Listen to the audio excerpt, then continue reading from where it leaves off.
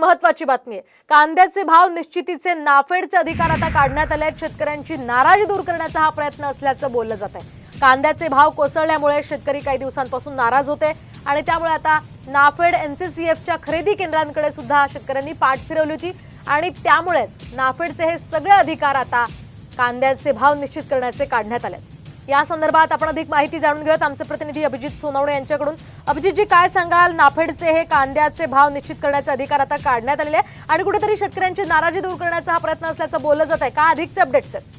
नक्कीच बरोबर आहे, कारण गेल्या 3 ते 4 वर्षांपासून शेतकऱ्यांकडून वारंवार नाफेडच्या कांदा खरेदीवर नाराजी व्यक्त केली जाते। कारण नाफेड कांदा खरेदी करताना बऱ्याच अटी शर्ती शेतकऱ्यांना लावत असतो। परिणामी शेतकऱ्यांचा कांदा जो आहे तो शेतकऱ्यांना नाफेडला विकता येत नाही। शिवाय नाफेडचे जे दर होते ते देखील दररोज लासलगाव आणि पिंपळगाव बाजार समित्यांच्या बाजारभावानुसार ठरवले जायचे। मात्र आता वाणिज्य मंत्रालयाने नाफेडचे अधिकार काढून घेतलेले आहे आणि आता दर आठवड्याला दिल्लीतून वाणिज्य मंत्रालयाकडून कांद्याचे दर ठरवले जातात। नक्कीच, धन्यवाद अभिजितजी दिलेल्या या सविस्तर माहितीसाठी।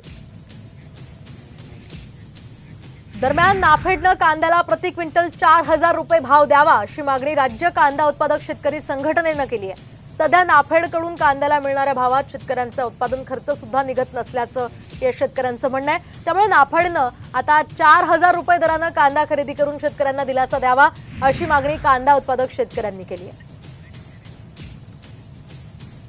नाफेड आणि एनसीसीएफ जो भाव देत आहे तो 2,000च्या आसपास देत आहे।